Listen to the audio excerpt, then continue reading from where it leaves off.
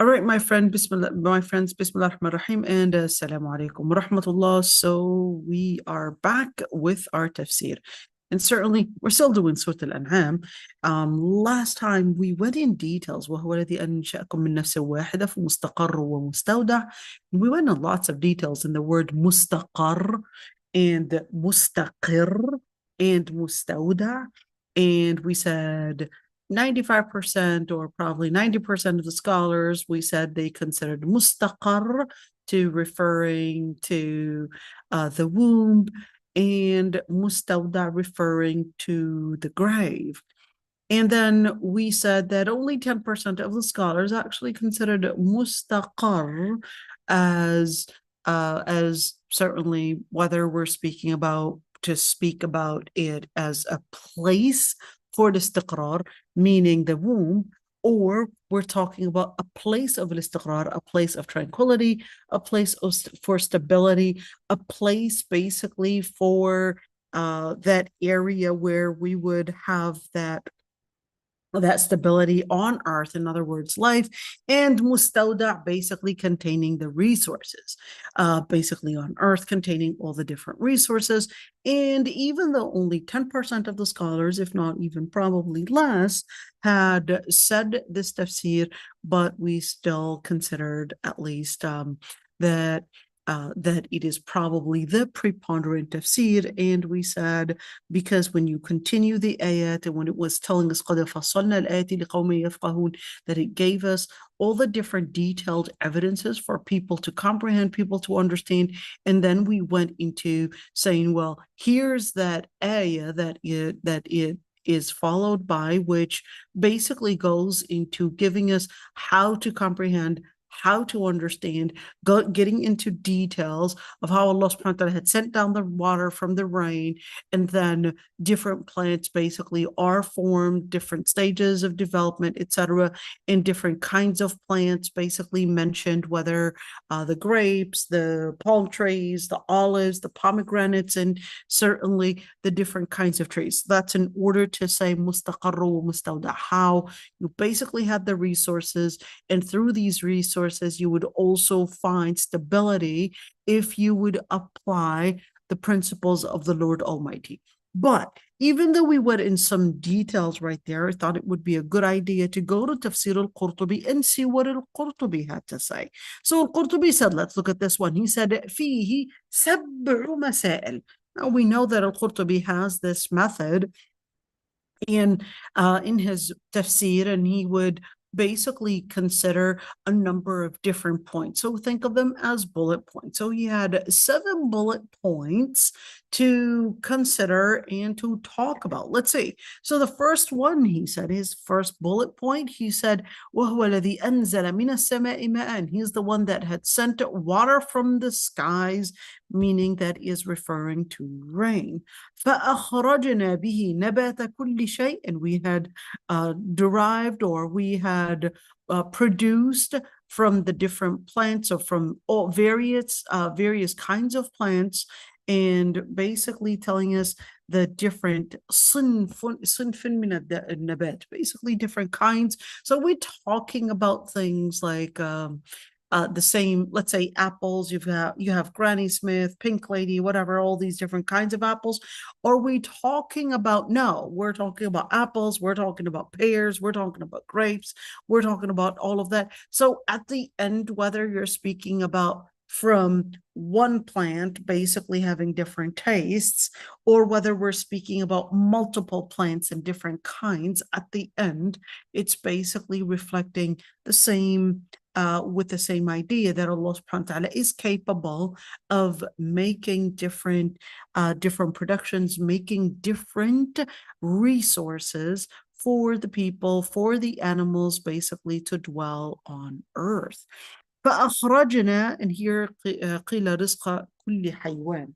Some scholars actually said that this is referring to that the plants, the vegetation is basically also the provision for every single animal. Well, we know that there are herbivore, omnivores, and carnivores. We know that not all animals necessarily eat vegetation, where not all animals necessarily eat plants, but you have some animals only eat, the carnivores only eat meat, and others eat both. So at the end, is this referring to the cycle of life? Well, not too far, because this is mainly talking about plants and not necessarily the circle of life. Let's see. فَأَخْرَجْنَا مِنْهُ خَضِرًا, and we had produced from it the green. When we're talking about the khadra, are we talking about just the greenery itself? Or are we talking about just different types of green plants, and what type of green plants? Because we know al-khadr to mean basically the more of the wet plants that grow on earth. So we're speaking about different plants like barley, or like wheat, or perhaps different green plants, and perhaps corn, maybe rice, and just different kinds of seeds. So is this what we're talking about? We're talking about some plants basically they're temporary, but they're seasonal plants, and these seasonal plants, they basically would come out in green and others. So we're talking about the one that is khadran. We're speaking about more seasonal plants. And what do they call those kind of plants that like tomatoes and potatoes? You would basically plant those, you crop them, then you have to recrop next year. So this isn't like a tree that you just pick up the fruits and then the following year you would just have to give it the right amount of water and it would produce again. Okay, so we're talking about those kinds. Well, you tell me, for those that would know, tell me in the chat, when educate me and tell me what it's called. Okay, نخرج منه حبا متراكبا. So the other kind, so here Allah subhanahu wa ta'ala is basically telling us the various types of plants. Though the first one is basically the khadra, the green plants that we talked about, and the other is basically having habban mutarakiba. First of all, what is al-hab? Al-hab basically means the seeds. Mutarakiba, the word is the mutarakiba. The root is rakiba, which actually means to ride on something. Okay, but this isn't talking about one seed riding over another, but this is talking about that the seeds are actually coming in a form, a stacked form, or a certain set, or basically the seeds grown in an accumulated way. And let's see, وَمِنَ النَّخْلِ مِنْ طَلْعِهَا قِنْوَانٌ دَانِيٌّ. Okay, and some of the palm trees, they would have from basically الطلع. الطلع is the beginning of when the fruit would basically start to show the beginning of it. Tell me what it's called. قنوان دانية. The word قنوان دانية. So basically, you know what? Let's actually look at that, right? Let's see that قنوان. This is the قنوان. So you have the fruits, okay? And then, of course, that was the beginning. In the beginning, let's look at it. In the beginning, you had, here we go, it was basically starting to grow. And then once it grows even more and more, certainly with the gravity, it would basically pull it down. It starts getting pulled down and basically available for the people to pick it. Okay. وَجَنَّاتٍ مِّنْ أَعْنَابٍ. And from the different jannat, from the different basically jannat. What is jannat? Hold on. Il-jannah actually means a garden. So we're talking about different gardens of anab. Different gardens made of, we're talking about grapes basically, and olives and pomegranates. But wait a minute, I think it's important before we go into the pomegranates and all of that, because there are certain things that probably come frequently in the Quran. That's why I thought it would be a good idea to give you just a little bit kind of common words that are used in the Quran, like the word sinwan and غير sinwan. So sinwan, you would say, would be one bark, one tree bark, and sinwan would be got one tree, well, you get two barks, but then you would have this other tree basically coming out of it in the middle, or at least from, whether it's from source or regardless of why and how that grows, or whether it is made at the end, is that this is sinwan, and you would have two barks and one basically tree. And غير sinwan, you would have just one bark, basically having that tree. Okay, so you would see these words, and then certainly when you look at the different ayat, whether it's talking about, let's say, al-qinwan or qunwan, according to other tribes, they would say qunwan, qinwan, and qanwan, but qunwan and qinwan. So we've got the qu with the dhamma and the qi with the kasra. Those are two different qira'at. At the end, they really mean same thing. It's just different dialects that the Quran itself approved. Just keep that one in mind. The Quran itself approved these two qira'at, so this isn't in any shape or form contradictory. Okay, so the Arab, they're familiar with palm trees, specifically palm trees. They used to make their foods, their sweets. It was basically their main resource for survival. And that's why the Quran would talk about in-nakhl often.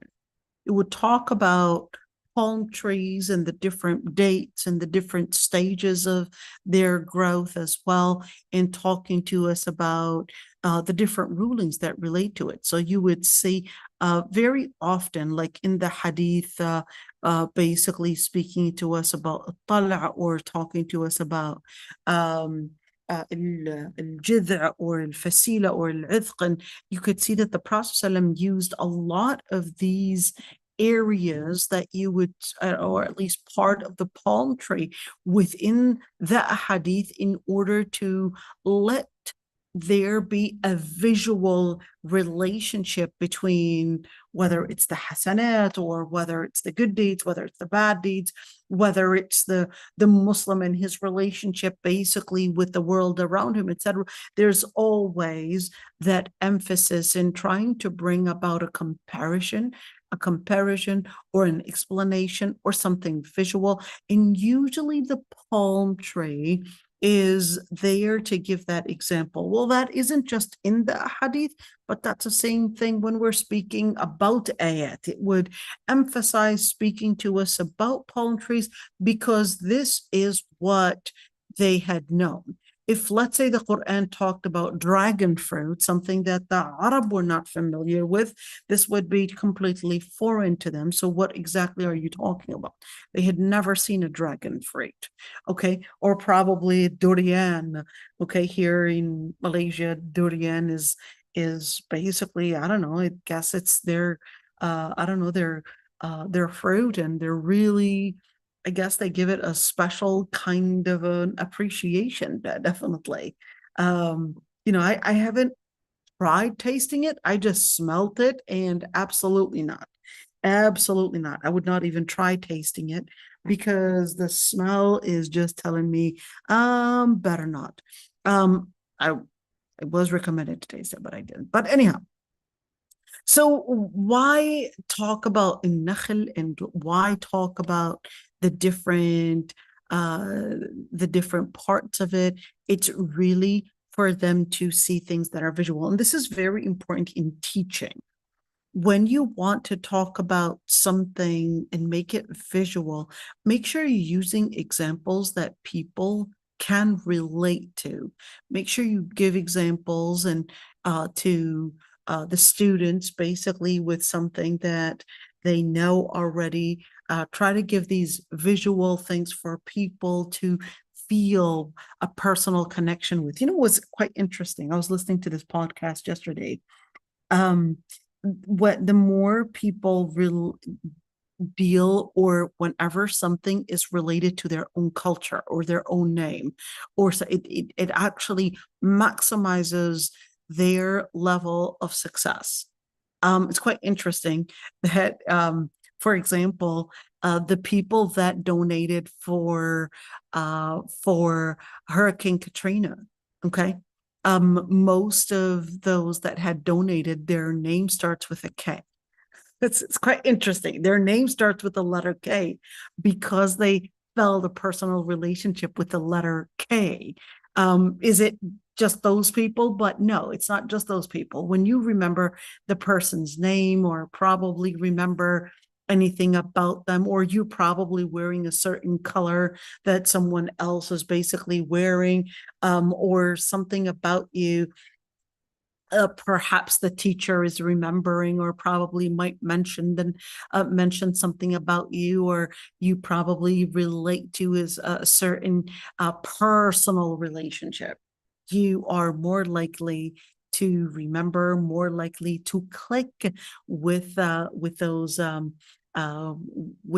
least, let's call them the different pieces of that lesson, or different things within that class. Okay. So if your name, for example, was the same name as your teacher's name, you're more likely to be successful and probably pass than the other students.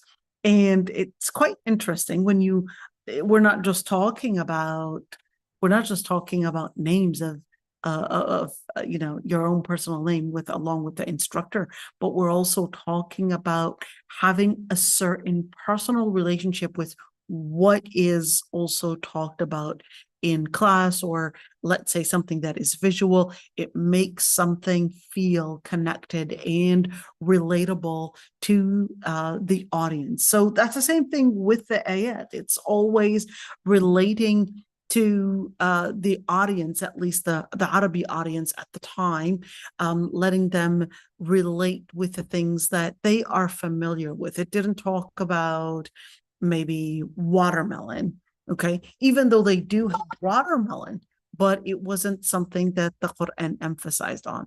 It didn't talk about perhaps cucumbers and all of that, it didn't really mention a lot of those fruits. It only in the Quran, you only have a couple plants that were mentioned in the Quran. Okay, just a couple of plants. Anyhow, so at the end, of course, it's to relate to the audience, and certainly those that are hearing the Quran, to let them see the relationship between the world around them, what they know, and how it demonstrates Allah subhanahu wa ta'ala's power right next to them, right with them, right within their corners, right around them, all of that, for them to basically feel the power of the Lord Almighty. So he would mention qinwanun daniya. Well, it's not that they didn't know that there are these palm trees that basically would produce the dates, and that they're actually near. And it's not that they didn't see that. They had already seen that. It was something that they were capable of seeing. So this isn't something that they don't already know, but this is in order to let them see and feel basically the closeness of Allah subhanahu wa ta'ala, and the power that Allah subhanahu wa ta'ala basically had put in the plants, and in the lively resources, which is right there, that mustawda, for them to really relate that Allah subhanahu wa ta'ala is in each and every single corner, in the things that would give you survival, or the things that would give you that that enrichment, or whatever it is. All of that is basically to give it to you as something that is near daniya. Daniya is near. And this is important, like we had said. And same thing when Allah subhanahu wa ta'ala had said for that ayah, sarabila taqikumul har.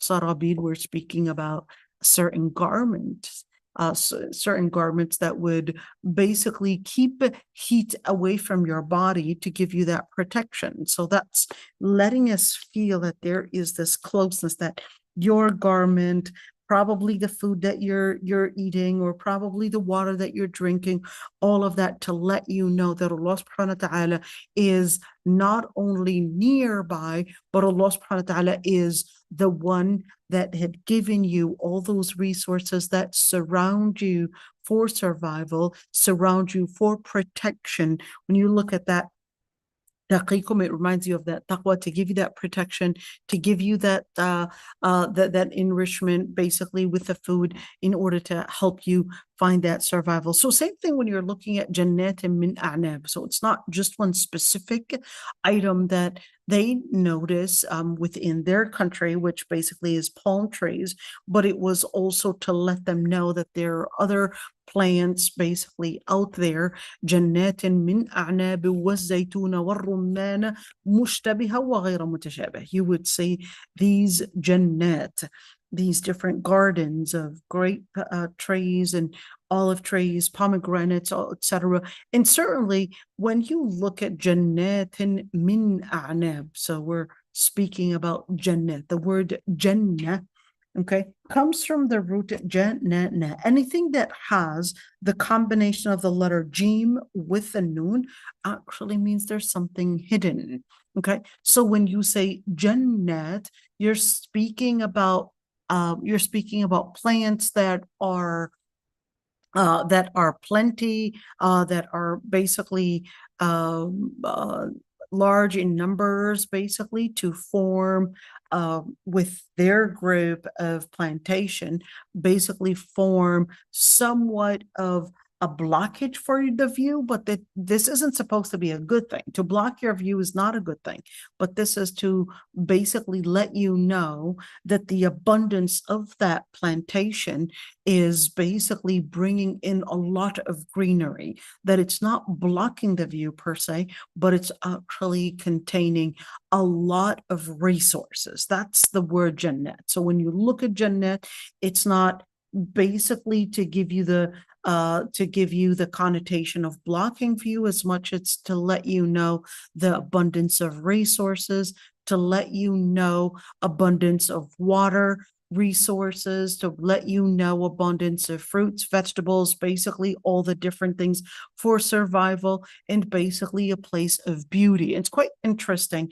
how, I was with that same podcast, it was talking about the different types of colors, the different types of greenery, the different types of that surrounding, and how studies are showing that it increases your chances of success, or chances of probably focus in your studies, or probably in what you're doing. So if having probably lots of plantation and all of that increases your success. But it was quite interesting to see, for example, you're talking about Mauritania. That one is really always baffling me.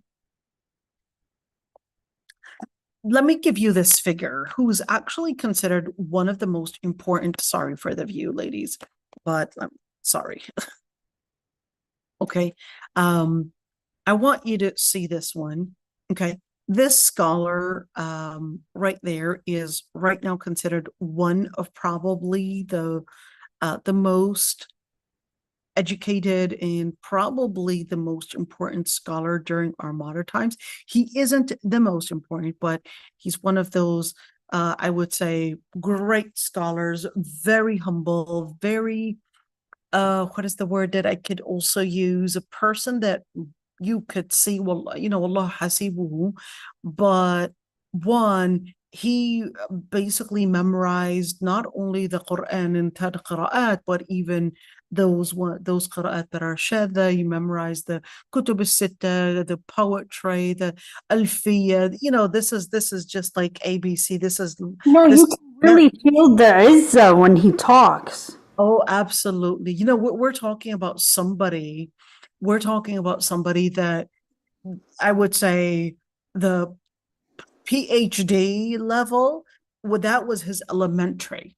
Okay, that was his Yeah, kindergarten. subhanallah, subhanallah. When you see somebody like that, you really just get so humble. But anyhow, he was asked about how he had memorized and what the environment looked like for him and his early education, how he had memorized the Quran or memorized that poetry and even when they would answer a fatwa, they would always have it done in poetry. Very, very just their memorization is just beyond. Anyhow, Is he Algerian? no, Mauritania. Mauritania. Oh yeah, I did. Mauritania. This is their this is His tradition. name, Malima name. On YouTube, there's actually I forgot that guy's name. He does a lot of YouTube stuff, but if you look Mauritania and Muslim scholars, there's a really good documentary on. Right. There are actually a couple documentaries that were done about Mauritania and the city Shanqit in specific. Yeah, and in some details about Shanqit and all of that. But I must admit, in fact, there was Mauritania. Okay, am I writing this right? And here we go. This is Mauritania right there. Okay. There was also a video that was done on Mauritania by that group that basically is what are they called in Australia. They had done, let's say right there, maybe we could, I don't know what yeah, you guys know what I'm talking about. There was this Australian Australian The natives. no it's an Australian Dawa group. They Oh, yeah, an Australian Dawa group. They actually did these videos about Mauritania. They went to Mauritania and actually met with the the students there and did kind of like interviews and even had him see ChatGPT and how ChatGPT was responding. He started laughing at it. It was like that was it was what I was talking about. what? That was the one I was talking about. That Which one is it? Bring it up, Nora. So anyhow, but in the end is that when you look at the lifestyle that they were living, the lifestyle that they are living is extremely simple and empty of any means of the complex life that we're living in. Extremely simple, and certainly this life in Mauritania containing really emptiness. But one thing about what's his name in Dadu, he basically had emphasized that the emptiness within the place is what actually had provoked him to find basically nothing to get into entertainment but through memorization. So they would just sit and memorize because there was nothing else to do. Well, this is it. I just found it. I'm going to show you. This is it. I found it. Okay, so this is it. It's found Muslim geniuses in the Sahara Desert. And they did this beautiful interview and basically looked at the place right there. the link in the chat. Right. You want me to put it in the chat? No, I already put it in there. Oh, you already put it in there? So this is basically it right there and in just the life that they were living. And those some of those students were actually coming from Western countries. Just a very simple, this guy, let's say right there, and some of the students were coming from the US. This guy was coming from Australia, basically just, no electricity, even the water resources, very scarce.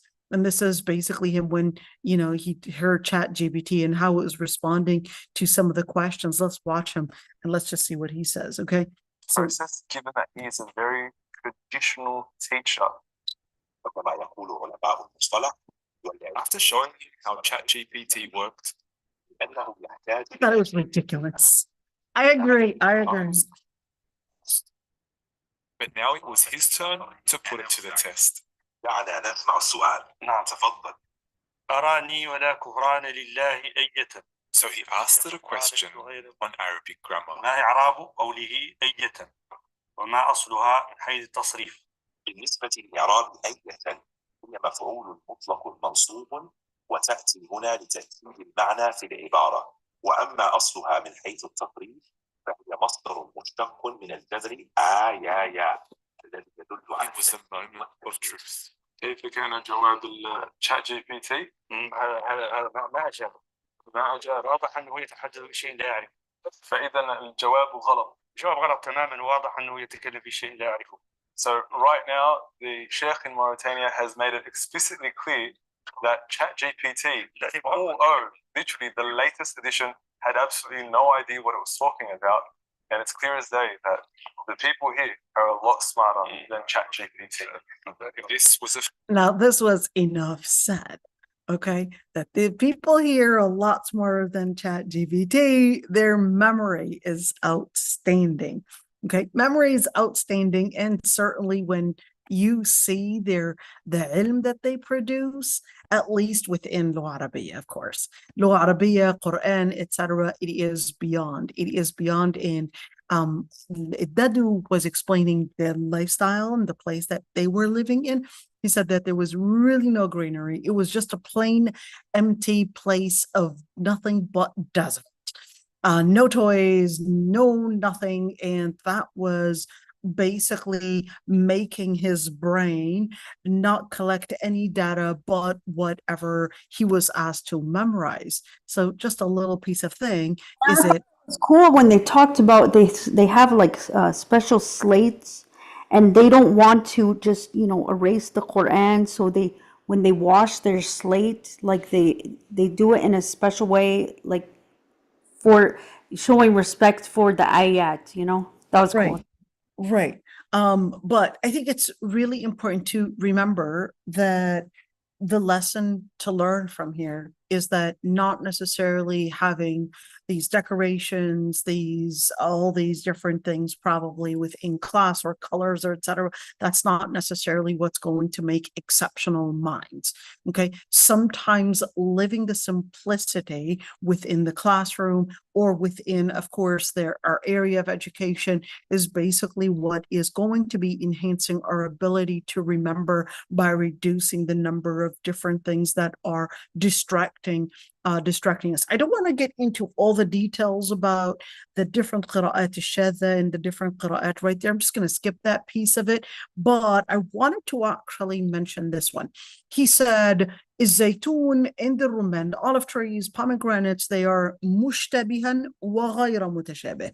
What's the difference between mushtabih and mutashabih? So this is basically, is it referring to the leaves as basically being similar in at least size or probably the greenery, etc.? And he was saying, well, this is talking about the leaves, that the olive tree leaves are similar to the pomegranate leaves, even though they're slightly different, but at the end, basically, they don't produce the same thing. So it's completely different in taste, completely different in its function, completely different in the different resources that it also would basically give us. So at the end, this is the key one. This right here is probably the key sentence. He said, وَخَصَّ الرُّمَّانَ وَالزَّيْتُونَ بِالذِّكْرِ لِقُرْبِهِمَا مِنْهُمْ وَمَكَانِهِمَا عِنْدَهُمْ.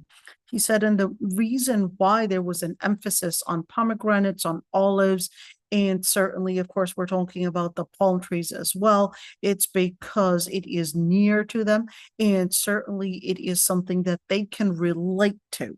Okay, and that's the same thing when you look at the ayat, أَفَلَا يَنْظُرُونَ إِلَى الْإِبِلِ كَيْفَ خُلِقَتْ. Do they not say how the camels were created? And certainly it's because this is لأنها أغلب ما يعرفونه. It's basically because this is what they had known.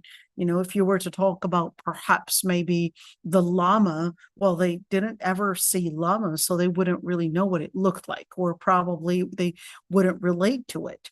Okay, so the ayat are basically letting them at least understand the theme by letting them know the different the different evidences and the different signs or the different things that relate to their life.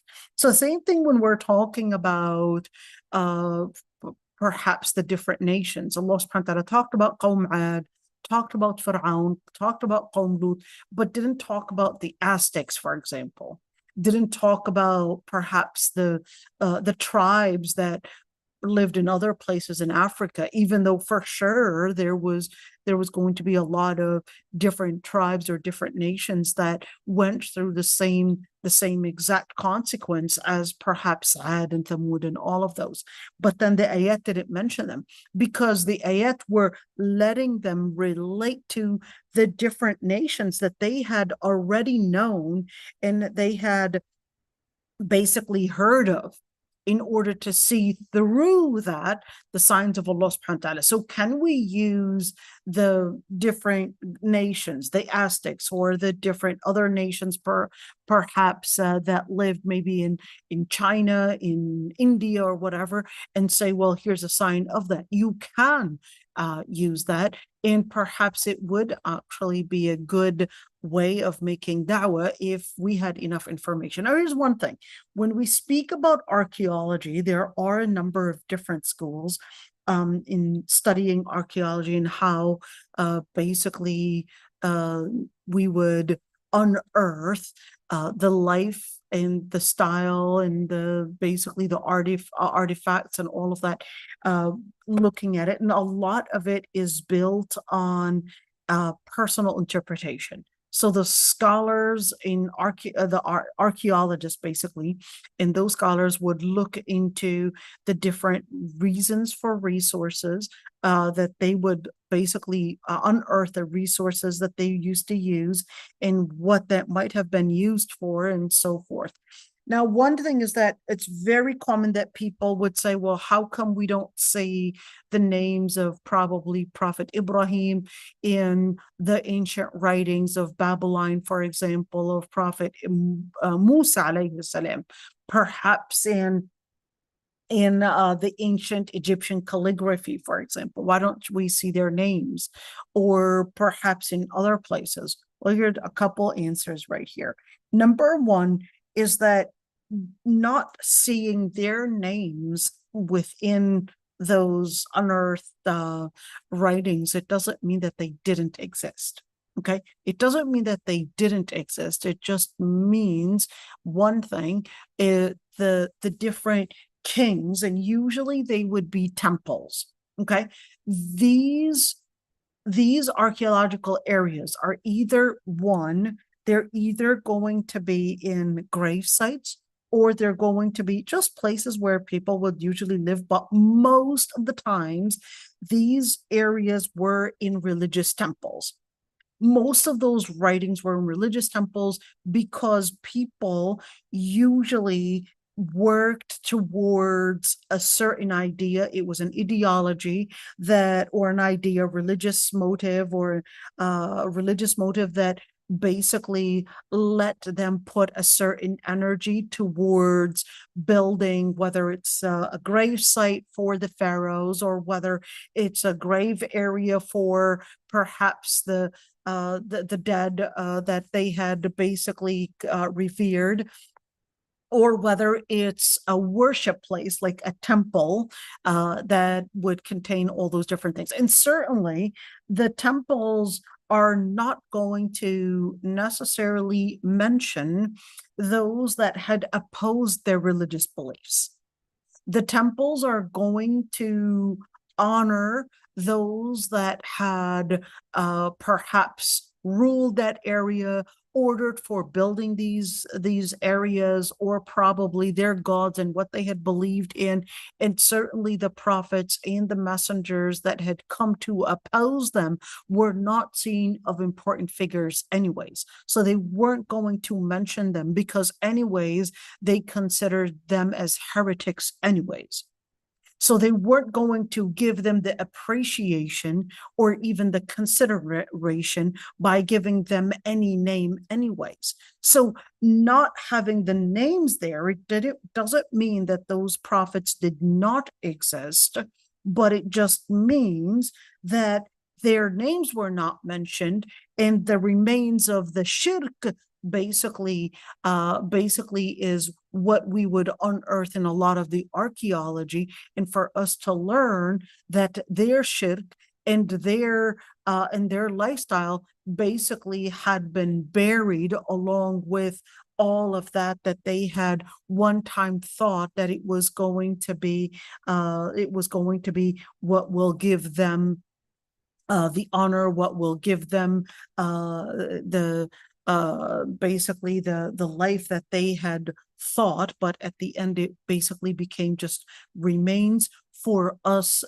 Basically, we are the future right there, for us to remember and to learn that what they had contributed basically was destructed by the Lord Almighty, and all of that just became history. And what remains is وَالْعَمَلُ الصَّالِحُ يَرْفَعُ. That's why the legacy of the prophets basically with Islam, now you get to carry it and you get to pass it on, even when the society, political powers are basically attacking any effort and trying to undermine any effort to keep the words of Allah subhanahu wa ta'ala, to keep those salihin that are working against the major powers of batil in basically trying to put in the legacy. And that's that area of surah al-haqq ma-al-batil, the conflict between haqq, truth, and falsehood. So just keeping that one in mind, نظرا لاعتبار لا نظر الاعتباري لا نظر الإبصار المجرد عن التفكر. He said انظروا إلى ثمره إذا أثمر. When this ayah right there said, or انظروا إلى ثمره, and look at the thamar, look at the fruit basically when it appears, when of course when you are to see it ripe, etc. And wayanah. Now this isn't to put literally, I don't know, bring an apple and just keep staring at it and just to get some kind of an inspiration. Absolutely not. That's not what it's telling you. It is nazar al-i'tibar. It's taking the lesson. It's not for you to just look at this apple and think that it's going to give you some positive energy just by staring at an apple or staring at a tree or staring at the greenery outside. No, this isn't to tell you to just stare at it or just look at it, because there are two types of nazar. There's nazar al-i'tibar, meaning the vision that you would get as to learn the lesson from, the inspiration. And there's also nazar al-ibsar, basically just to look at it, just to view it. It's not asking you to just stare at it and just look at it, but it's actually asking you to look at it with tafakkur. What is it? Tafakkur. Tafakkur means that you are pondering in something. You are getting the lessons out of what you are learning about, probably plants or probably different things in nature. You're learning the lesson and seeing the paradigm and seeing the examples that Allah subhanahu wa ta'ala had created, and that things do not function on their own, but they actually function by the power of the Lord Almighty. Okay, so there is another qira'ah, and thumurihi, he said thumurihi, and that would be the plural of thamara. Okay, let's see. And he said الثمر, he said when you look at انظروا إلى ثمره, some scholars actually said that الثمر, with the fatha, It's actually the plant itself. But thumurihi is talking about the value. That's quite interesting. You got Mujahid right there, and he said thumur is different than thamar. He said thamar is talking about the plant itself. So you're taking the moment to ponder in the plant and the stages that, I guess, the stages and how the plants go from one stage to another, and how it ripens, and how it basically collects and gets the water, gets the nutrients and whatever it is that, for it to grow. But then Mujahid said, well, there's the thumur is talking about the value, whether we're speaking about the value of it, from a monetary sense, or whether we're speaking about the value in terms of the nutrients and what it carries in nutrients. Okay, that's quite interesting. Okay, let's continue right there. So a thumur, some scholars actually said it's the same thing. A thumur is basically the plural of thimar. Plural of thimar, meaning the plants themselves. Okay, but I'm not going to get into that one because there's actually something really important that we're going to discuss. So just hold on. We're just going to go over these points right there and get to the main point, which is the fiqh point. You're going to get to see something quite interesting. Yan'ihi, this is basically talking about when the fruit first starts to appear. Okay, that's ilyana. So we're talking about the different stages for the plants, basically, in order for us to see and learn more about what it contains and more about the process, in order for us to see the pattern. This is important, to see the pattern that Allah subhanahu wa ta'ala had created, whether we're speaking about human beings, we're talking about plants, we're talking about animals, we're talking about the different stages, we're talking about the different patterns and how they are similar to the different. So let's give an example. You would see that in Darwin's theory, the evolution theory, it will tell you, well, what you could see, there's a tail, there's that vertebra, and then, the different, at least anatomy, that there's some similarities between, let's say, the sharks and perhaps the different animals that live on Earth, basically. In other words, well, not live on Earth, but live on land. And they would say, well, that actually shows that there's an evolution. But of course, Allah subhanahu wa ta'ala is telling you, well, actually the pattern is not showing that things grew on their own, but is actually showing you that there is one creator that created the similar patterns. That the similarity in these patterns is to reveal one creator that basically had a blueprint. And based on this blueprint, you would see a number of different patterns that the same idea basically generated these different creations, whether on land, sea, space. The idea is pretty much the same, to show us that there's a certain pattern and that this pattern reflects one creator. Let's see. And that's what al-Qurtubi wanted to say. He said, فَدَلَّتِ الْآيَةِ لِمَنْ تَدَبَّرَ وَنَظَرَ بِبَصَرِهِ وَقَلْبِهِ نَظَرَ مَنْ تَفَكَّرَ أَنَّ الْمُتَغَيِّرَاتِ لَا بُدَّ لَهَا مِنْ مُغَيِّرٍ. That's the key. I would say perhaps maybe this is the most important sentence in all of this.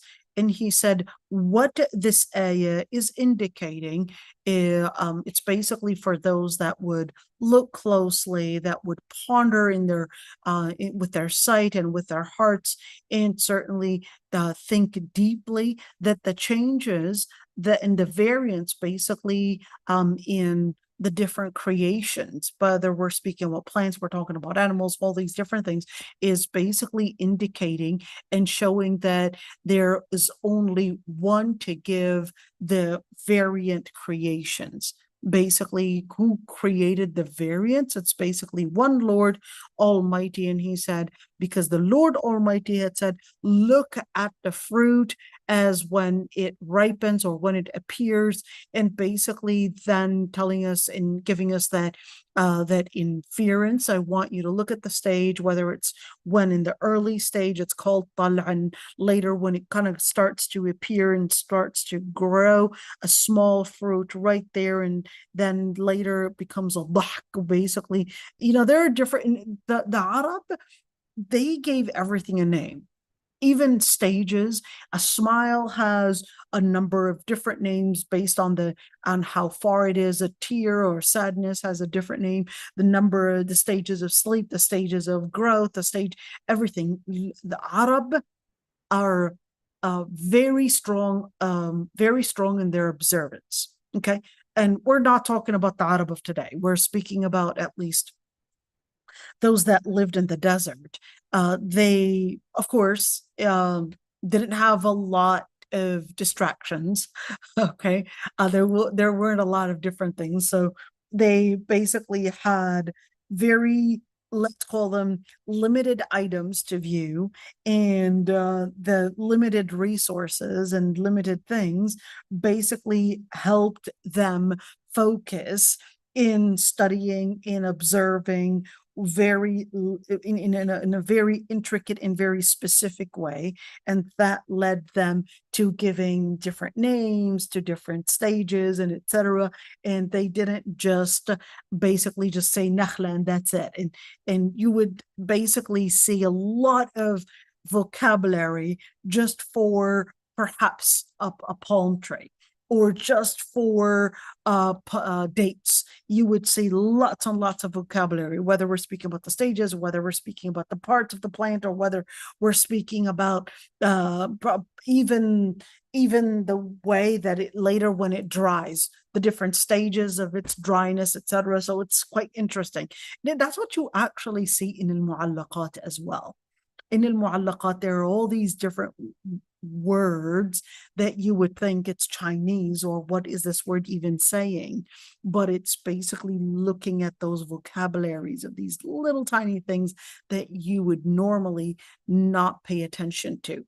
Okay, let's say, so then he says, فنبى الله تعالى بانتقالها من حال إلى حال وتغيرها ووجودها بعد أن لم تكن على وحدانيته وكمال قدرته، وأن لها صانعا قادرا عالما، ودلت على جواز البعث لإيجاد النبات بعد الجفاف.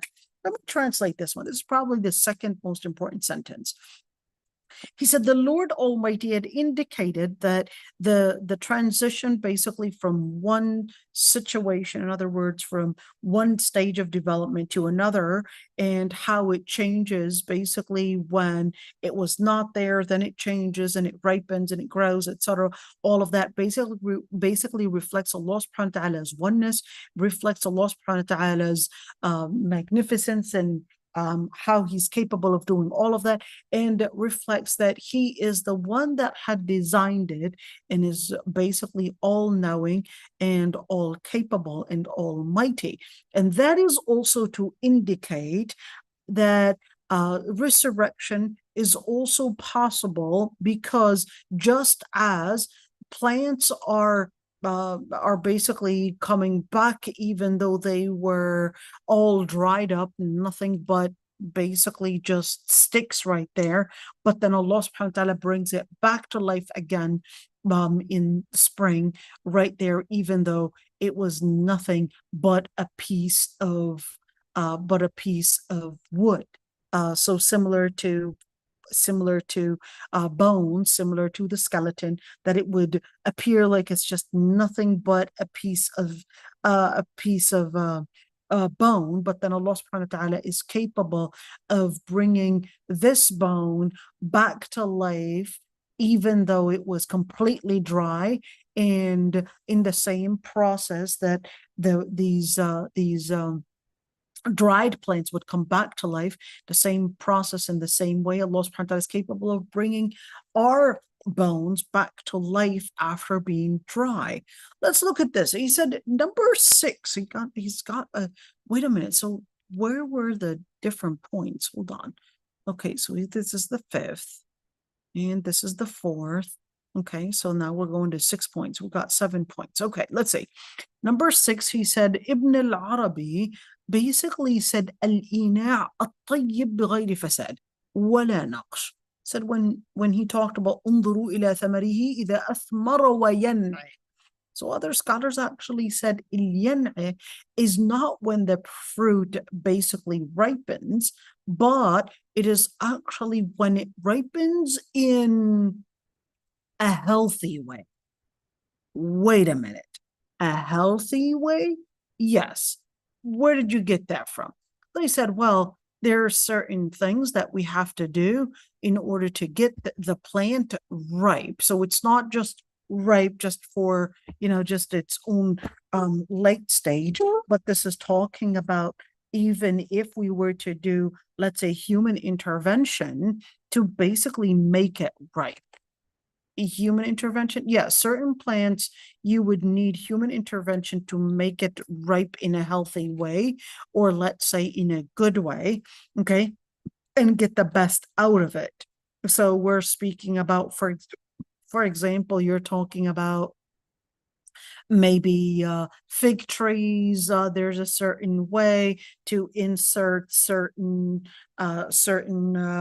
like twigs, probably within these twigs, perhaps have certain oil in it, and then it's inserted in a certain way to basically make it ripe and so forth. But I want to look at this one, even though it's a little off track, but I want you to get the taste of it.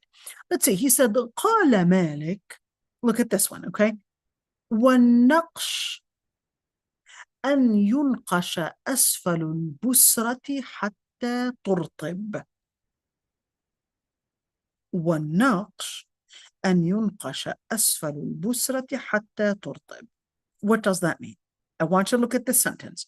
He said, النقش is when we would insert underneath the twig in order for it to ripen.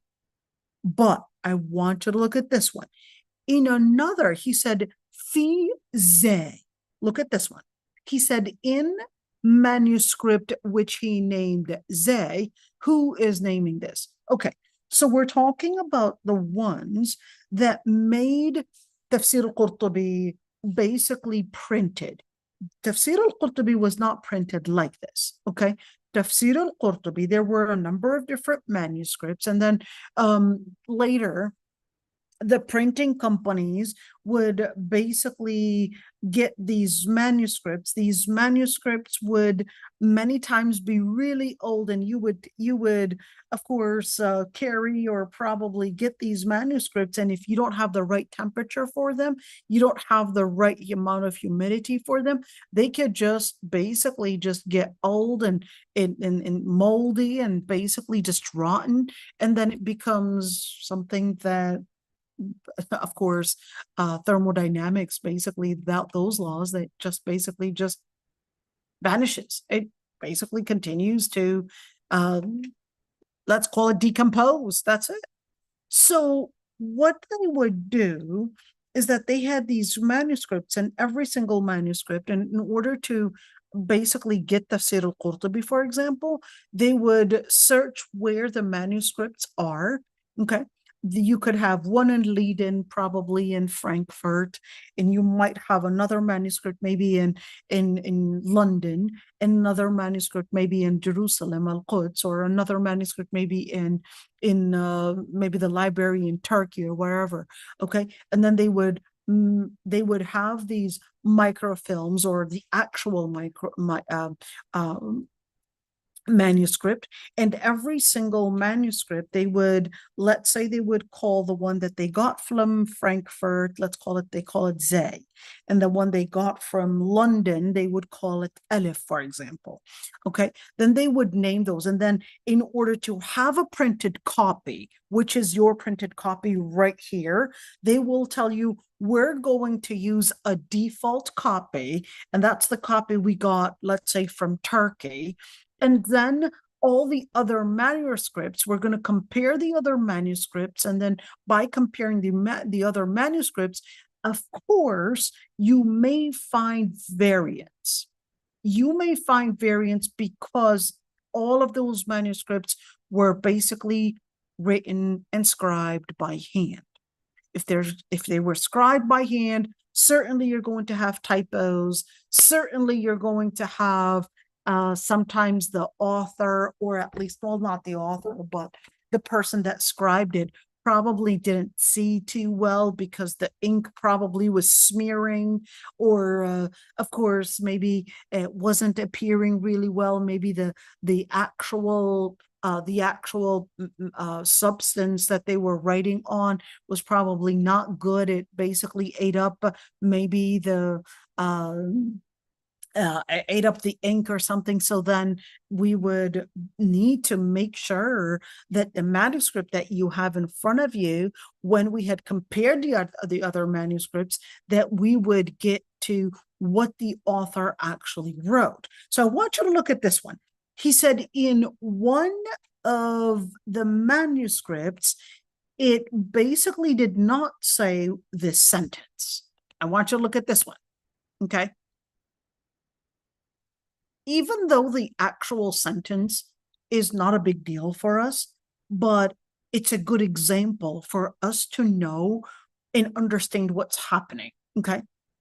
You know, it's not a big deal. I know it's not a big deal, but it's a big deal to not understand what these things that you would see in the footnotes actually mean, and later it may be an issue to understand. Okay, he said in the manuscript which we had called Zay, basically in parentheses right there, أن ينقش أصل الثمرة حتى يرطب. And that's a completely different sentence. أن ينقش, and he said والنقش أن ينقش أسفل البصرة. Here, أصل الثمر. Notice that right there it said أسفل البصرة, and here أصل الثمر. So what happened? You could see he basically, at least the one that wrote the manuscript, he wrote it not أسفل البصرة, but he saw أصل الثمر. And in the other manuscript, so he had a couple manuscripts that basically said أن ينقش أهل البصرة. Now that's a completely different one.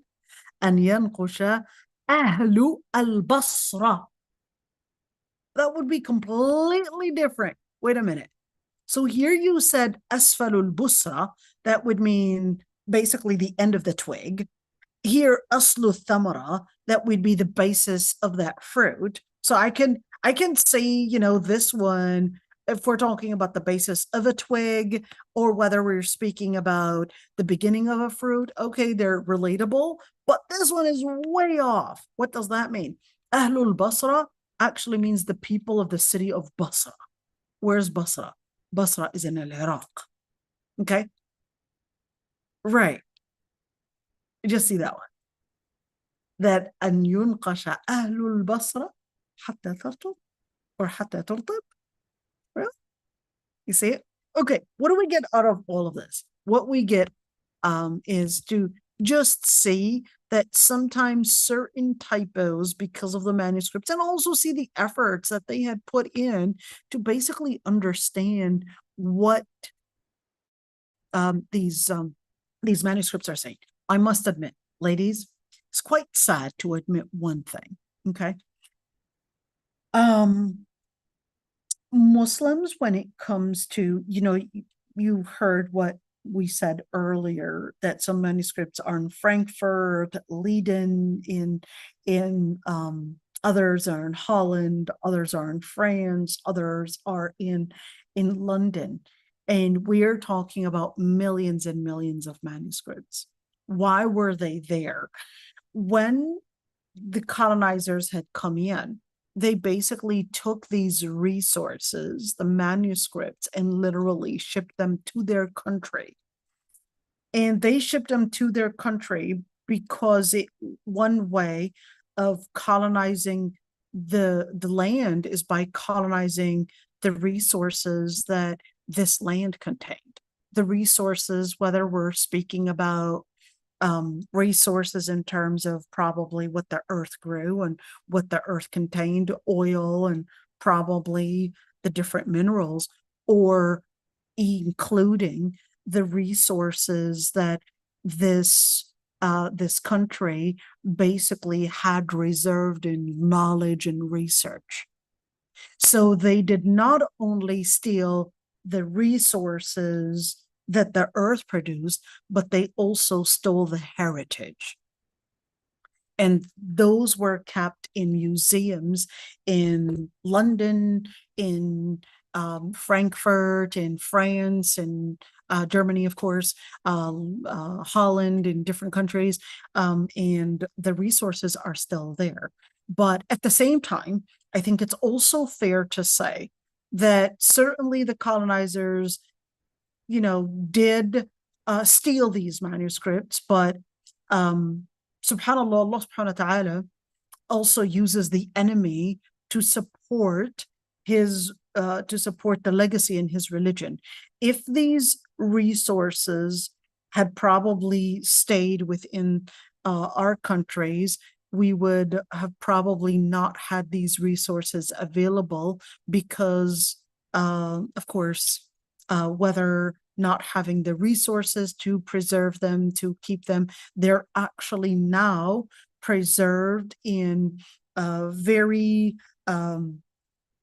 let's say, a very specific one. You have rooms that are basically given a certain temperature, a certain level of humidity, and it's a sophisticated way to preserve these manuscripts from basically rotting and from getting stolen and from basically getting lost, and they're put in certain manuscripts. They're basically reserved in very let's just say, call it as good conditions.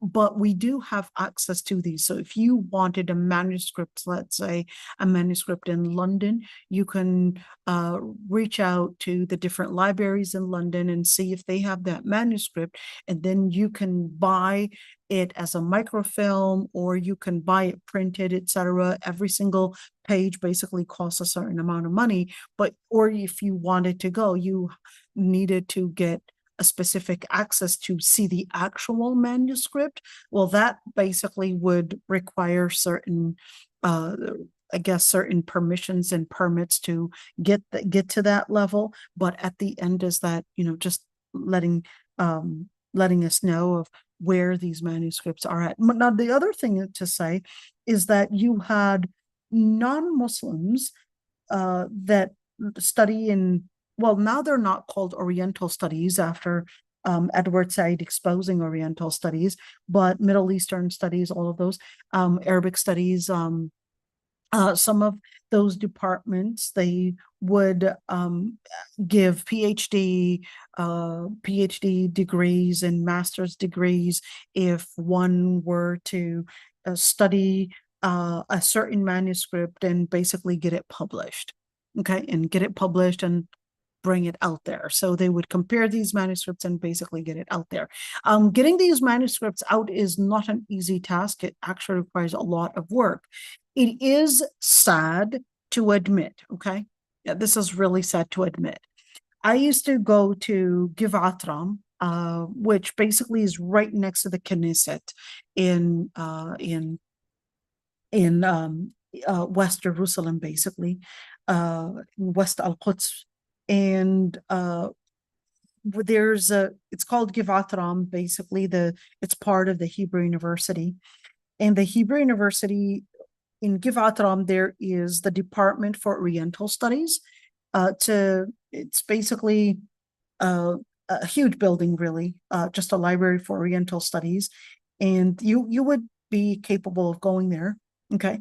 But when you saw those students that were studying the Arabic studies, it was just Oriental studies, just for Arabic, okay? The number of students, some Orthodox Jews, some basically just different Israelis, they were studying those manuscripts. if I were to compare the number of students that were studying the Arabic manuscripts, you had every single day. I would go there every single day. It was for a couple months to go there every single day, do my studies there, and just, just being Givatram really from early morning until probably Maghrib, every single day for a couple months. The students were really filling the Arabic department or the Orientalist department. And of course, we're talking about Israelis. Okay. But if I were to compare the number of students that filled from the Israelis that filled the Arabic department compared to the number of students in, East Jerusalem, which basically is Kulliyat al-Sharia, you had barely any students. I think, we have to say what we are proud of and what we lack. We would usually assume, and many times we would assume we have a lot of Sharia students and we would assume that. The answer is not really true.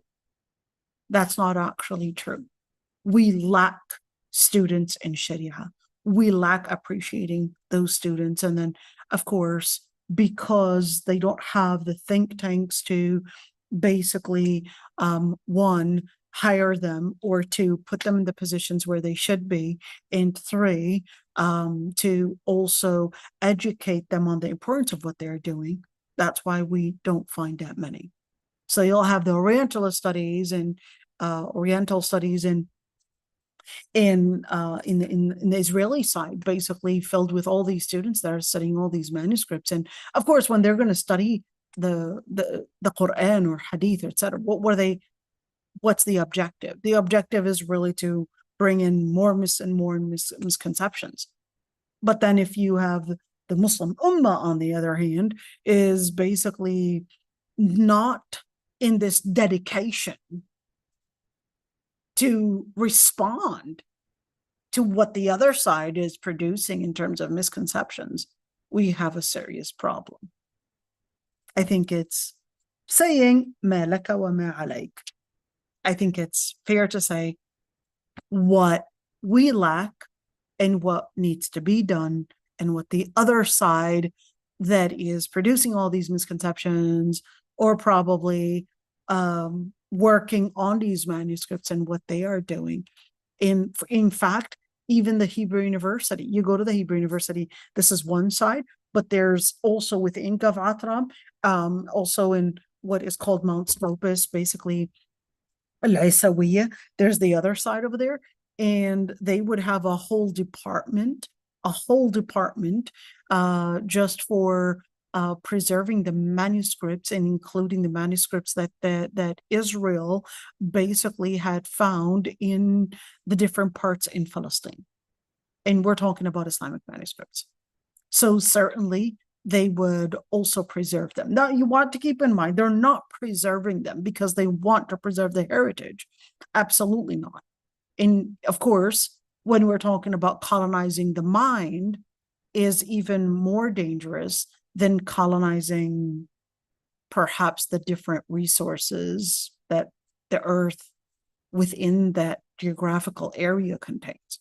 Because once you control the brain, once you colonize the brain, once you colonize that person's identity, then you control everything that they stand on, because you control them. Okay, so just keep that one in mind. It's quite interesting to, study those manuscripts, and it was something that I absolutely enjoyed. I used to go to it's the library right in Al-Masjid Al-Aqsa, right next to Bab al-Silsila.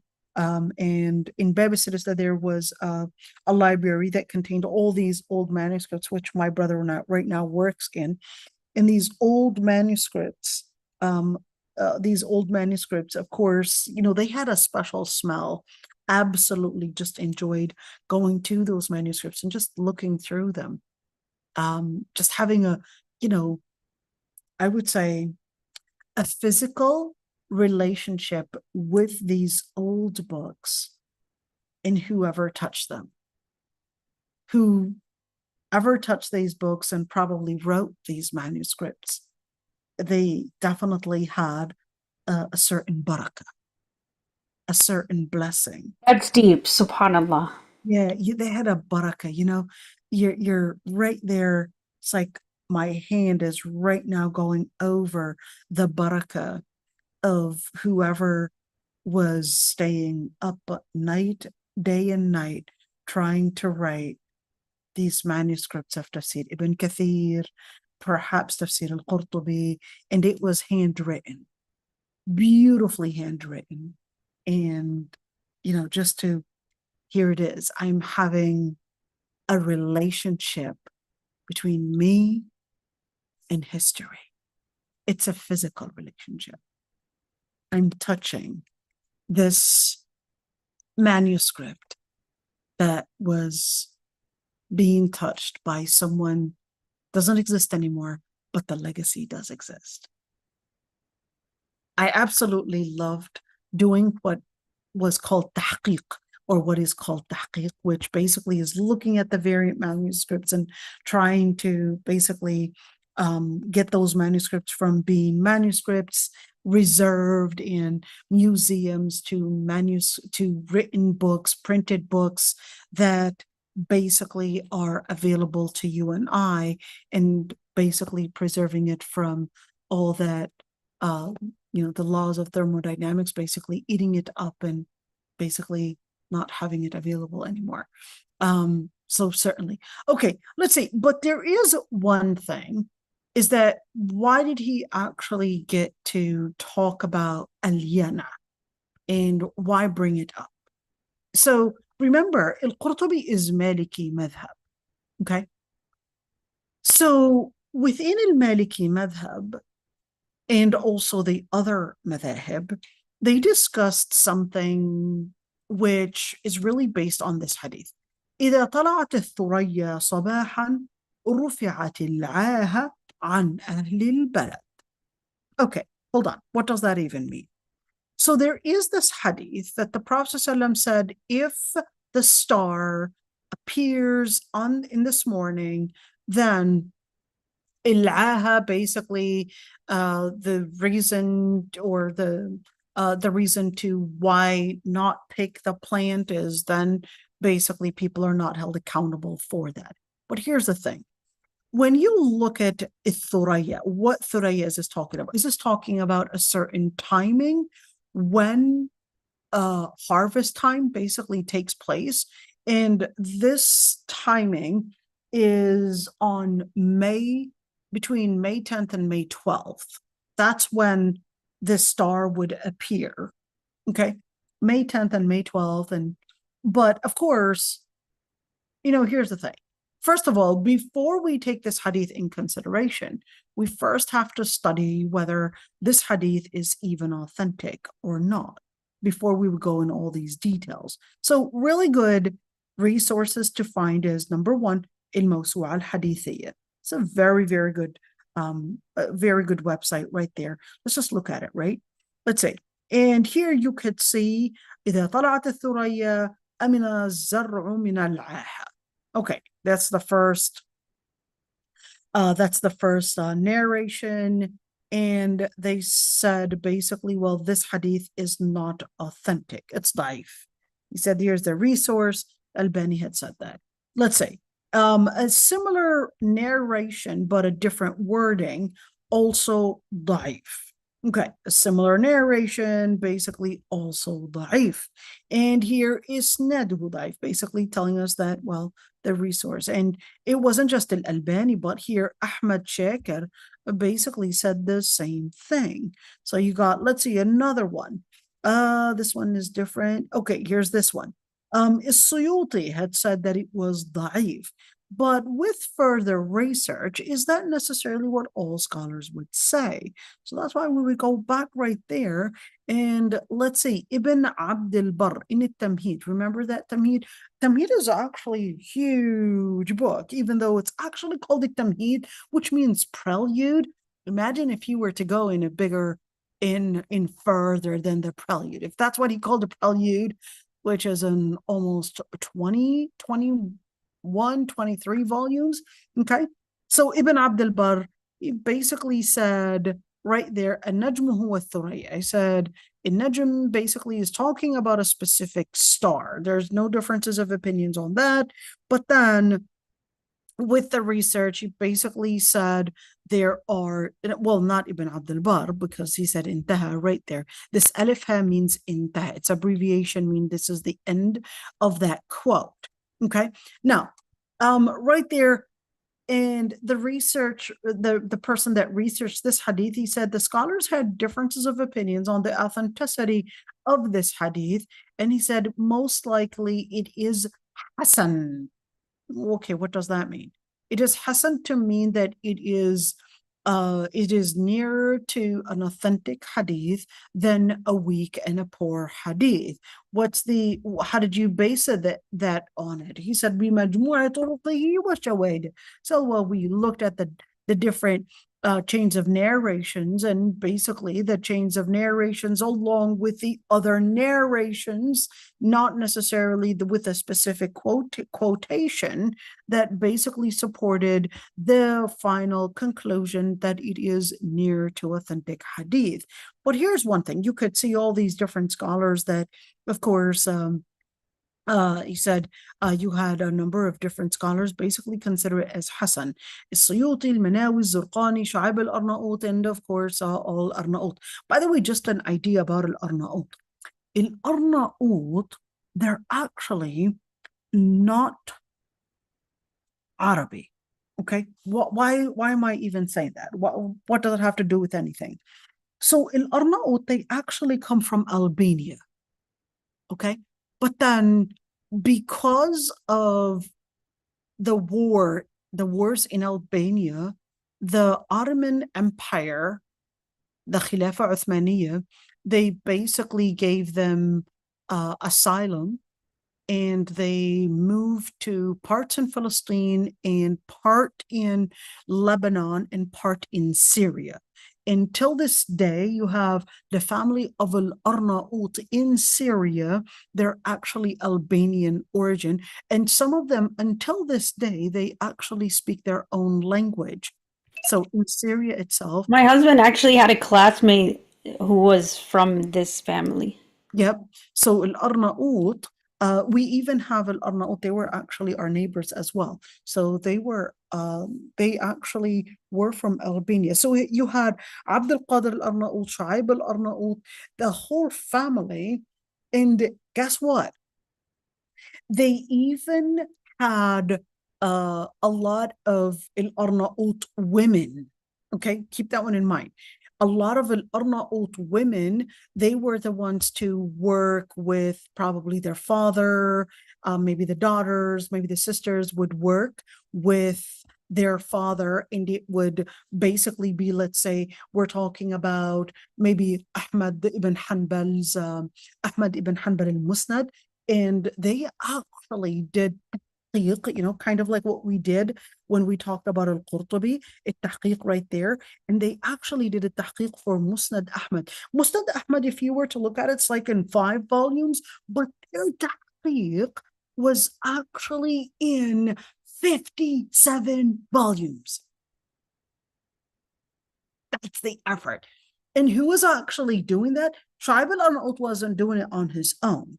Okay, but he had a team of women from the Arnaut, from the Albanian Arnaut. Okay, they were the ones to work in that library and basically make that tahqiq available to us. So it's quite interesting just to see, hey, ladies, and what we can probably channel our effort in, and don't necessarily think that our Sharia expertise basically ends in giving a dars here and there, but working in bringing all this heritage, basically making it available, whether in translation, teaching it, probably making it in writing, and probably making it available. All of that is something that we can also do, and we definitely need to get those efforts basically put in place. Okay, why am I even mentioning that one? So here's the thing. Like we said, for this hadith, the whole debate, you could see right there, he was talking about Ibn Hajar had said, well, this is talking about the beginning of the summer season, and basically explained when this basically would be. So we're talking about mid-May. We're speaking about at a certain timing when this harvest would happen. But here's the question. Does that mean that we're not allowed, if we're talking about farmers, does that mean that the farmers are not allowed to sell those plants before they would ripe? Question 2. If, let's say, a farmer sold, let's say, these plants before May 12th, okay, and sold these plants before May 12th, and then these plants basically, there was a way to put them in, I don't know, a brown paper bag or whatever it is, or probably put them in some kind of a, I don't know, a greenhouse, gives it some moisture and heat and whatever temperature, whatever, you know, these specialists would talk about and say, we know how to get it to ripe, basically at even a different timing. Can we use these methods for basically harvesting plants, or probably doing crops, or can we use that, or do we have to stick to this hadith that basically talked about that there is a certain timing that we're supposed to be sticking with and sticking to in order to consider a plantation slash harvest slash a fair and a complete basically value for that plant, that it would only happen on a specific timing? So let's break it down.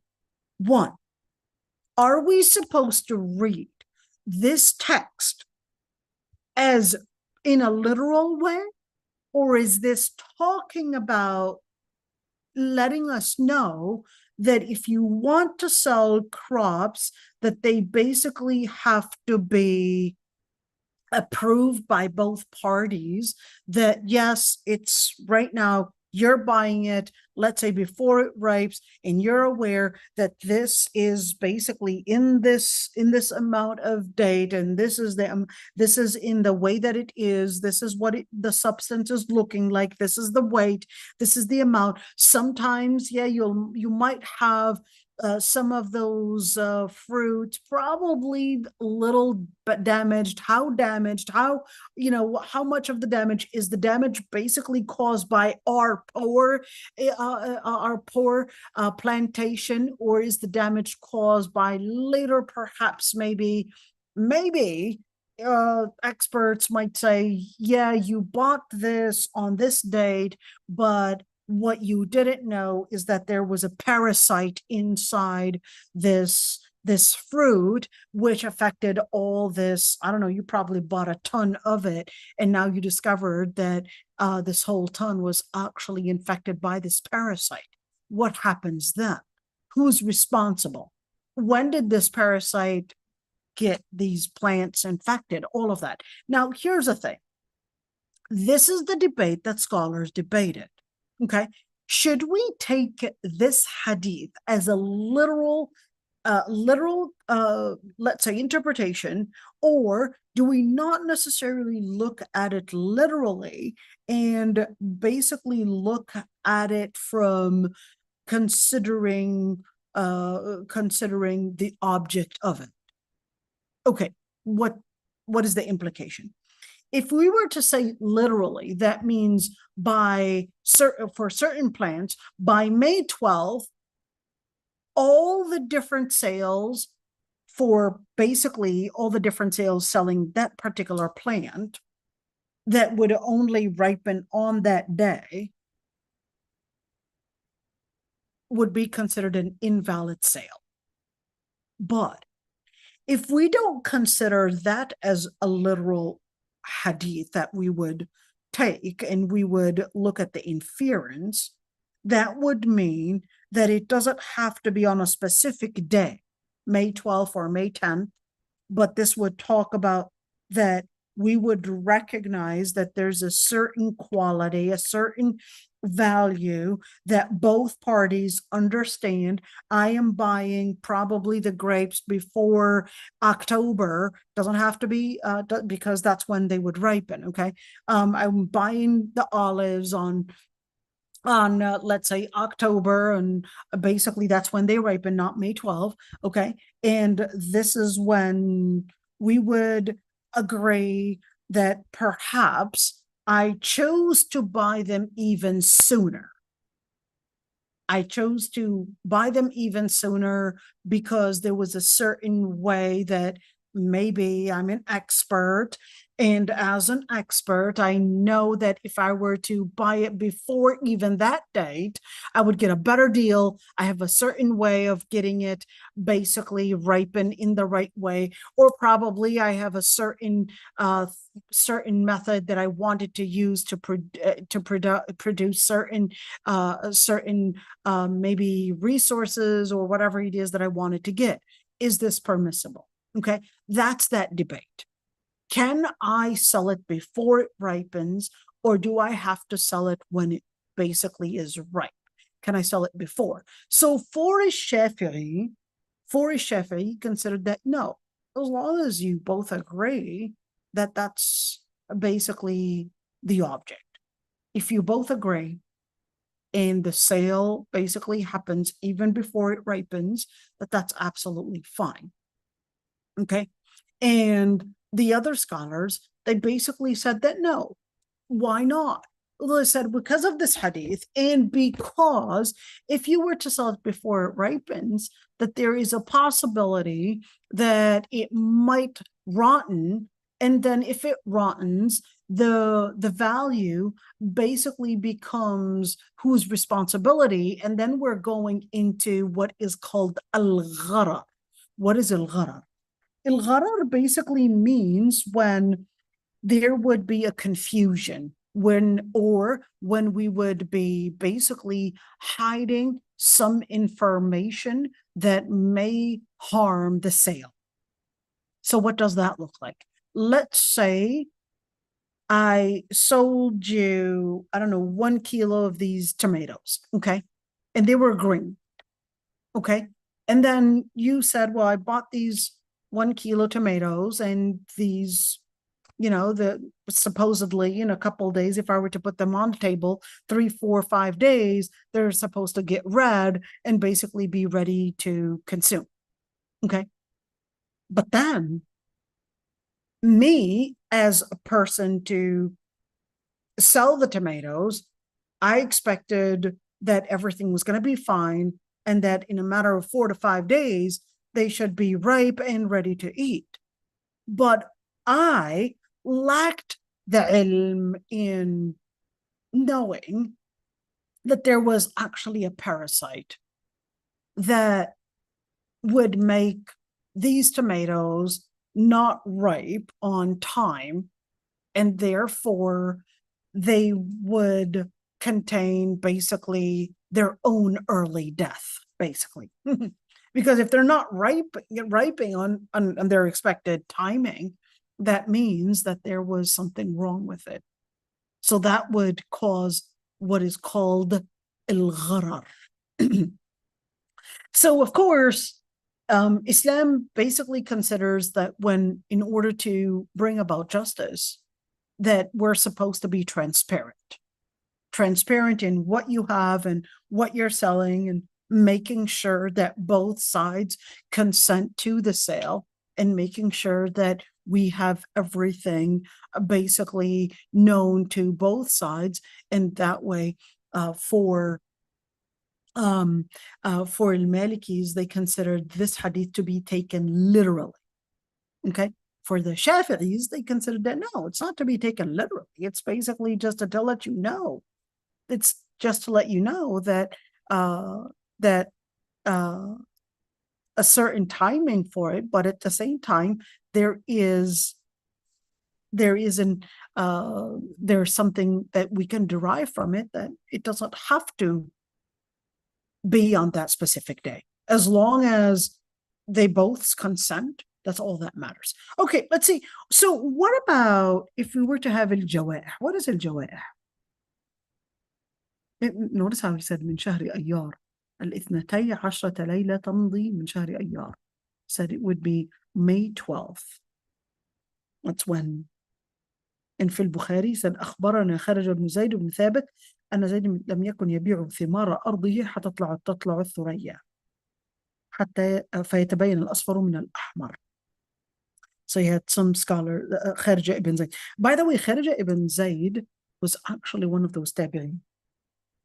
Okay, he said that Zayd ibn Thabit, he did not used to sell the plants that he had in his land until May 12th, basically.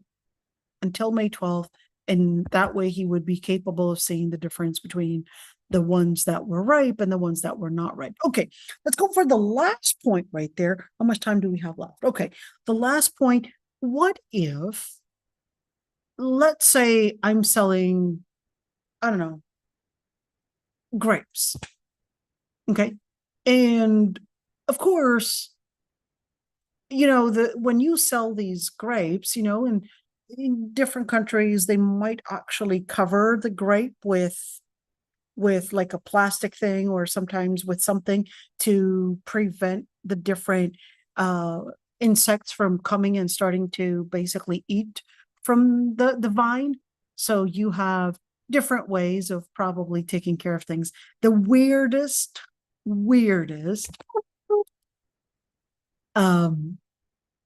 thing that I had seen is cantaloupe. Cantaloupe in Japan, it can cost up to $200 and even more. I was really surprised to know that. And even more than $200 and $300 just for one piece of cantaloupe, because they would give it a special kind of care, and they would put it in these bags and put it in these things, and it has to be a certain shape. It has to be a certain you know, that was really weird. But anyhow, so cantaloupes, I guess, you know, has a certain culture for it in Japan. But regardless, if, let's say, I wanted to sell grapes, and I'm selling you, I don't know, 100 kilos of grapes, okay? But for sure, you opened up, let's say, these sacks, and you look at them, and you're like, okay, yeah, they all look fine. But then for sure, some of those grapes were probably eaten by maybe you know, bees. They love grapes, and they would come in and start poking on some grapes, and definitely you're going to have some of those things. Okay, and let's say it wasn't a bee poking, but let's say perhaps maybe they had a bad weather day, and this bad weather day basically affected, let's say, the hardness for that grape. So every single plant basically has its own issue. Okay, so that's the thing. The Prophet ﷺ had forbid to sell the fruits until we would see that it is basically of value, of the right, basically sweetness, bitterness, whatever the best way of how it should be presented. Okay, and certainly the Prophet ﷺ, same thing when we're speaking about different fruits, vegetables, plants, etc., just so that if there was any deficiency in it, that it would be basically known to the buyer. Okay, just so that it would be known to the buyer. And that's when الشافعي had said, لم يثبت عندي, look at this very important quote, لم يثبت عندي أن رسول الله صلى الله عليه وسلم أمر بوضع الجوائح ولو ثبت عندي لم أعده والأصل المجتمع عليه أن كل من ابتاع ما يجوز بيعه وقبضه كانت المصيبة منه. قال ولو كنت قائلا بوضع الجوائح لوضعتها في القليل والكثير وهو قول الثوري والكوفيين. What does that even mean? So Shafi'i said, I didn't find any evidence that the Prophet ﷺ had basically disregarded, let's say you're selling plants and there was some deficiency in them. He said, if I had the evidence to prove that it was impermissible for us to sell basically these fruits and plants and vegetables, and even though there was some deficiency in it, I would not have went beyond that evidence. What is that supposed to tell us? This is a key thing, that if I have a hadith to prove something, that's all it needs. It's not an issue of what I think or what you think. Remember a couple of days ago, I commented on one scholar that said it doesn't make sense why it would be haram for women to not be permitted to do their eyebrows or whatever it is. What do you mean it doesn't make sense? That's not how you study fiqh. It's not about how logical it is to you or I. If, look at this, لو ثبت عندي لم أعده. That's it. If I have the evidence to prove that this hadith is authentic, I'm not going to go and disregard it, and I'm not going to go beyond it and disregard it like it's not there. And this is key. If I have the evidence, وما كان لمؤمن ولا مؤمنة إذا قضى الله ورسوله أمرا أن يكون لهم الخيرة من أمره. If I have the evidence to prove that this was mentioned in an authentic hadith, or this was mentioned in the ayah, that's it. This is going to be our base. And he said, but the general default ruling that all scholars would agree on is that if something is permitted to buy and sell, if we're permitted to buy and sell this, and it basically is known to you that there is, some of them are basically rotten, or some of them, just carried a whole 100 kilos. I didn't put each and every single piece of it and just look into all of them. We would just have maybe all these farmers pick up these plants, and they would just pick them up in large numbers and quantities and just put them in these baskets or whatever it is, and just put them in these big loads. And we're not going to go over each and every single one of them, but we would just generally know that this harvest basically is of in good condition, or a better condition, or a poor condition, as long as you know what that condition is, and you had basically investigated that, and you accepted it, that's all it means. Okay. And he said, if I had considered that we're not supposed to sell anything with basically any deformity, then in that situation, whether it's a small quantity or a big quantity, we would basically just consider that. Let's say, just wanted to note that when I didn't want to go in all the details. Okay, let's say أهل الظاهر وضعوها عن المبتاع في القليل والكثير, which is kind of ironic for أهل الظاهر to actually say that, especially that they would consider the literal form of it. Okay, let's say Imam Malik, here's this one.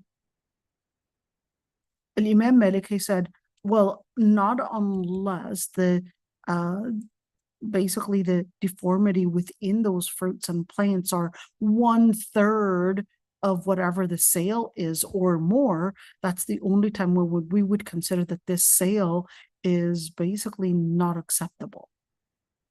So what does that mean?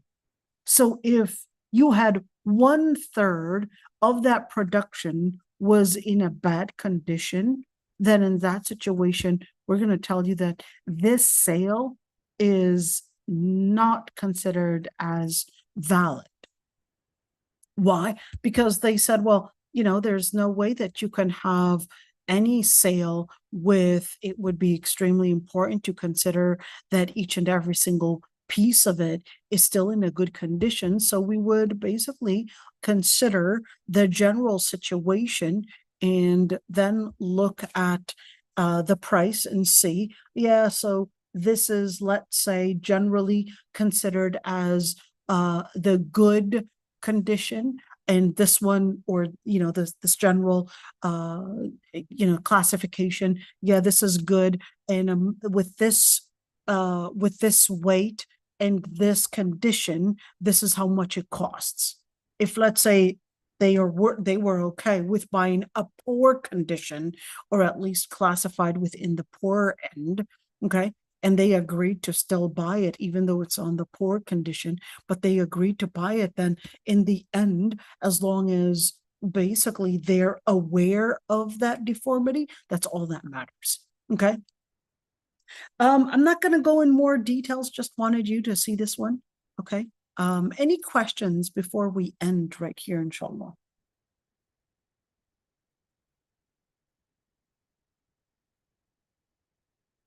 No one has any questions? Okay.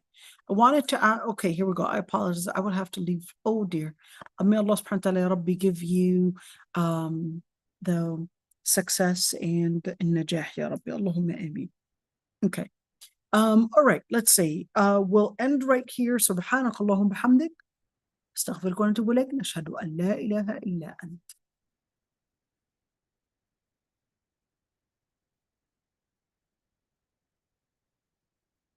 Let me just end.